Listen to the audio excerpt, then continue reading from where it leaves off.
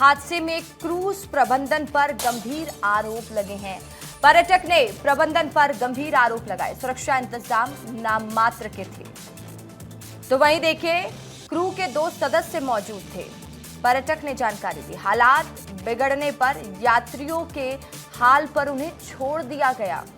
कई तरह के सवाल इस पूरे मामले को लेकर खड़े होते नजर आ रहे हैं। क्रूज प्रबंधन पर यह गंभीर आरोप है। पर्यटक ने प्रबंधन पर गंभीर आरोप लगाए हैं कि सुरक्षा इंतजाम नाम मात्र के थे और क्रू के 2 सदस्य ही मौजूद थे। हालात बिगड़ने पर यात्रियों के हाल पर छोड़ दिया गया। बड़ा सवाल यह है कि किसने आखिर क्रूज को जाने की परमिशन दी। कई तरह के सवाल थे। मौसम खराब था तो क्यों यात्रियों को बैठाया गया क्रूज पर।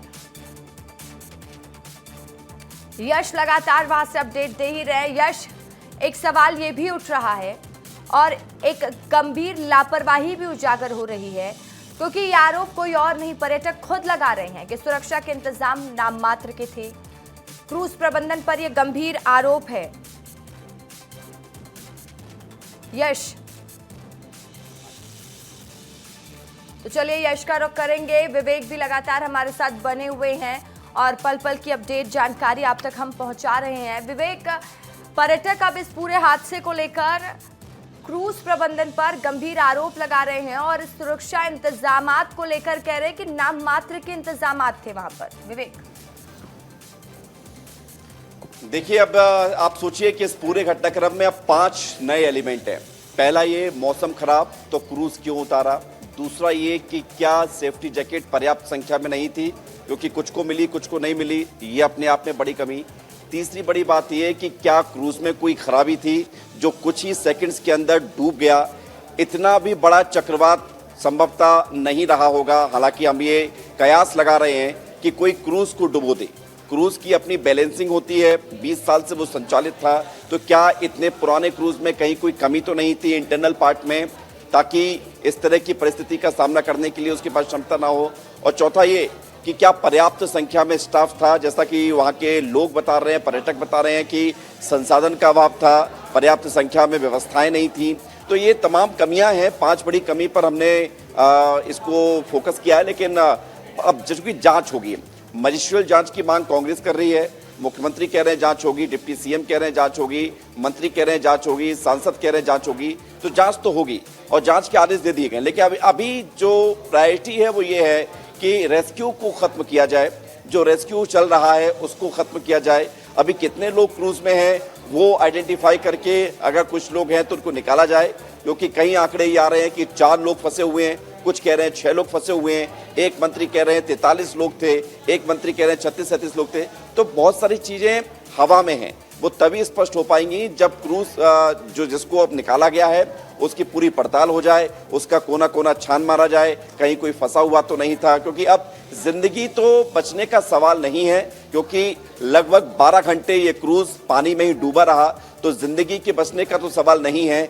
अब डेड बॉडीज निकलनी है, हाँ, लेकिन इस दौरान अगर कोई व्यक्ति तैर के कहीं फंसा हो तो वो भी तहकीकात कर ली गई होगी। सुबह से रात से लगातार रेस्क्यू टीम यहाँ पर जुटी हुई है। लेकिन इसका सवाल इस बात को लेकर है कि एक ऐसी जगह जहाँ पर लोग पहुँचते हैं, पर्यटन के दृष्टिकोण से उसको डेवलप किया जाता है कि लोग वहाँ पर आएँ, जुड़ें, उसको देखें। नर्मदा के जल पर बना हुआ ये बरगी बांध, इसके दीदार करें, इसके बैक वाटर में बोटिंग करें, ये सारी व्यवस्थाएं होती हैं। जब हम कहीं जाते हैं किसी टूरिस्ट प्लेस पर, तो वहाँ पर देखते हैं कि ग्रीनरी कहाँ है, वाटर स्टॉक कहाँ है, पानी कहाँ पर है, कहाँ झरना है, कहाँ तालाब है। तो ये सब इसलिए बनाया जाता ताकि लोगों को आकर्षित किया जा सके। ये वोट, ये क्रूज, ये नाव, ये सब इसलिए ताकि लोग आनंदित हो सके। और यही सोचकर लोग पहुंचे थे। क्रूज की क्षमता 60 बताई गई, लेकिन अगर इसमें 40 लोग 43 लोग सवार थे तो क्षमता से ज्यादा तो लोग नहीं थे। गनीमत यही रही कि समय रहते बहुत बड़ी संख्या में लोगों को निकाल लिया गया।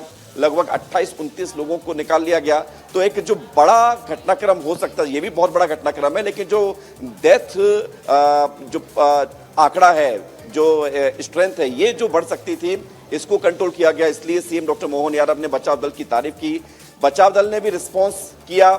एनडीआरएफ की तुरंत टीम पहुंची, हैदराबाद से तुरंत टीम पहुंची, विशाखापट्टनम की भी टीम पहुंची है, दुर्गेश बता रहे थे। तब ऐसी स्थिति में तमाम प्रयास किए गए, आर्मी को भी बुलाया गया, लोकल जो स्टाफ था उसने तुरंत कार्रवाई की। हम देख रहे हैं कि उस तस्वीर में एक दूसरा क्रूज भी नजर आ रहा है जो उसके नजदीक पहुंच रहा है। लोगों ने रस्सी डालकर, जो लोग वहां पर थे उसके सहारे लोगों को खींचा। जिन लोगों के पास जैकेट थी वो जैकेट के सहारे जैसे तैसे अपनी जान बचाकर किनारे तक पहुंचे। इस पूरे घटनाक्रम में जो अपनी जान बचाने में कामयाब हो पाए वो कामयाब हो पाए हैं, लेकिन जिन लोगों को मौका नहीं मिला, चाहे वो जैकेट की वजह से हो या चैम्बर की वजह से हो, क्योंकि माना ही जा रहा है कि उस चैम्बर में एकदम से पानी बढ़ा, पानी का फ्लो बढ़ा, तो फिर उनके पास मौका नहीं मिला कि वो कुछ पाए।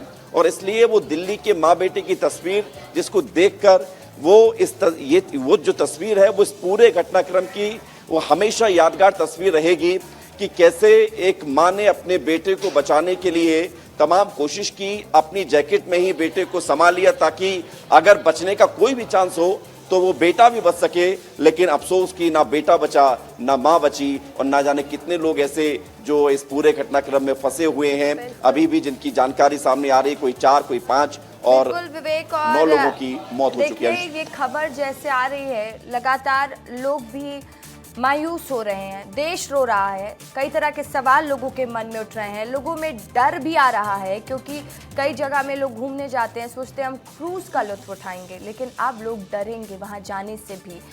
एक बार फिर से मैं ग्राउंड जीरो का रुख करती हूँ, यश लगातार जुड़े हुए हैं। यश, देखिए अब पर्यटक भी आरोप लगा रहे हैं कि व्यवस्था ही नहीं थी, नाम मात्र के यहाँ तक कि सुरक्षा इंतजामात वहां पर मौजूद थे। ऋषिका में सीधे सबसे पहले आपको तस्वीरें दिखाना चाहूंगा कि आप देख सकते हैं रोड के नीचे के हिस्से में जो गोताखोर है वह यहाँ पर जो है लगातार गोताखोर के नीचे तलाश कर रहा है। आधा अभी निकला हुआ है लेकिन पानी में डूबा हुआ है। उसके बाद जो गोताखोर है लगातार यहाँ पर सर्च अभियान चला रहे हैं कि हो सकता है नीचे कोई फंसा हो। देख सकते हैं 1 2 3 4 5 गोताखोर जो है लगातार जाकर बाहर निकल रहे हैं और क्रूज को रेस्क्यू के माध्यम से चेक कर रहे हैं कि कौन अंदर है या नहीं है। क्योंकि जब इसके निकाला गया तो अभी भी पार्ट जो है वह आधा नीचे है, तो कयास लगाए जा रहे हैं कि हो सकता है नीचे और भी लोग जो है वह दबे हों या फंसे हों, तो उनको निकालने का प्रयास किया जाए। आप देख सकते हैं किस तरह से जो तार, रस्सी का तार होता है उसको नीचे ले जाया जा रहा है और नीचे किया जा रहा है, क्योंकि जो लोग हैं वह यहाँ पर देखने के लिए कि अंदर कोई फंसा तो नहीं। लगातार रेस्क्यू जो है और इसी तरह से जो है वह लगातार जो गोताखोर हैं वह लाइफ जैकेट पहन के नीचे तक टीम लगा रहे हैं कि कहीं कोई ऐसी स्थिति बने या नहीं, क्योंकि अभी तक 9 लोगों की पुष्टि हुई है और ये अनुमानित संख्या नहीं आ पाई है कि क्रूज में कितने लोग थे, क्योंकि टिकट जितनों की थी केवल उतनी लोगों की जानकारी आ रही है। लेकिन बच्चे की तस्वीर सामने आने के बाद ये चीज स्पष्ट हो गई है कि और लोग हो सकते हैं। तो आप देख सकते हैं पूरा सेना के जवान जो है एसडीआरएफ एनडीआरएफ सहित जबलपुर पूरा प्रशासन जो है वह यहाँ पर एक्टिव मोड पर है और लगातार जो है वो यहाँ पर जो है मौके पर है। डीआईजी जो है वह यहाँ पर मौके पर है और लगातार वो खुद जो है वो निरीक्षण कर रहे हैं, स्थितियों का जायजा ले रहे हैं और इसी तरह से जो लोग हैं वह यहाँ पर बने हुए हैं। आप देख सकते हैं कि लगातार जो है गोता को प्रयास कर रहे हैं, क्योंकि डैम काफी बड़ा है, गहरा है, तो ये कयास लगाना मुश्किल है कि आगे नीचे और कितना जो है वह क्या फंसे हैं या नहीं है। कई तरह की बातें जो है वह सामने निकलकर सामने जो है वह आ रही है। फिलहाल अभी का अपडेट जो है यही है, गोता को लगातार प्रयास कर रहे हैं और 9 लोगों के शव जो है मृत्यु होने की जो है जानकारी सामने आई। जी रिश्ता बिल्कुल, और देखिए लगातार रेस्क्यू ऑपरेशन चलाया जा रहा है। तस्वीरें भी आपको यश दिखा रहे हैं। ये हादसा जो हर किसी को झकझोर कर रख रहा है, जो तस्वीरें सामने आ रही हैं वो वाकई में दुखद है। विवेक, अभी आप कह रहे थे वो माँ और बेटे का जिक्र विवेक आप कर रहे थे, वो तस्वीरें अभी सोशल मीडिया में वायरल हो रही है, लोग उस हादसे को लेकर लिख रहे हैं और जो वो तस्वीरें सामने आई है ना विवेक, वो झकझोर रही हैं।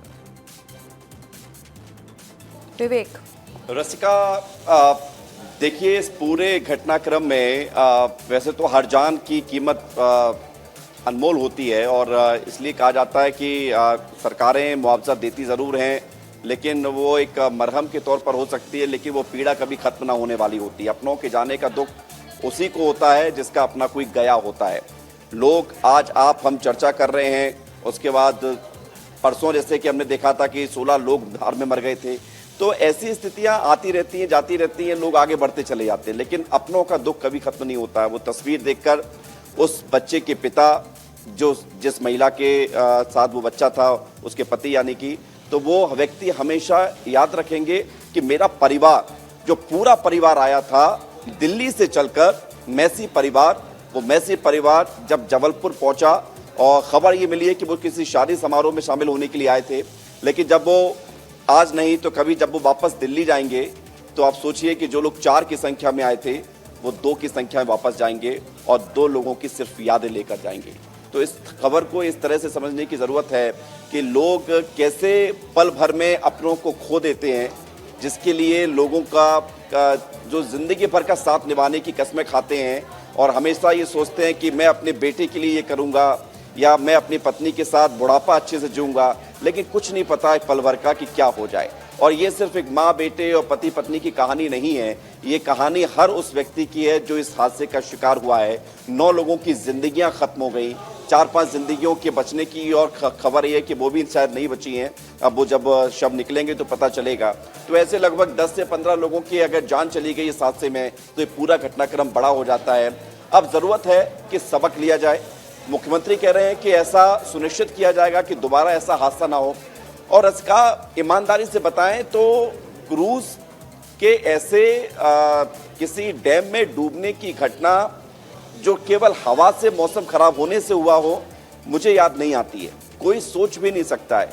हम आप भी ना जाने कितनी बार बोट पर उसकी सवारी की होगी, क्रूज की सवारी की होगी, मोटर बोट की सवारी की होगी, समंदर में की है, तब भी ये खौफ नहीं लगा है कि ये पलट जाएगी। राफ्टिंग की है तब लगता था कि हाँ राफ्टिंग है, लेकिन लाइफ जैकेट पहन के लगता था कि कुछ नहीं होगा, ज़रा से ज़्यादा गिर जाएंगे बोट से लेकिन जान बच जाएगी। तब ऐसी स्थिति में अब सोचिए कि क्रूज में जो लोग सवार थे वो सब हंस खेल रहे थे। 30 मिनट का सफ़र निकला था। दुर्गेश की वो रिपोर्ट अगर आप रस्का चलाएं कि जहाँ से वो क्रूज शुरू हुआ और लगभग 30 मिनट का सफ़र करते हुए वहाँ तक पहुँचा जहाँ वो कल एकदम से 2 मिनट के अंदर डूब गया, वो 2 मिनट का जो सफ़र रहा होगा वो क्या रहा होगा।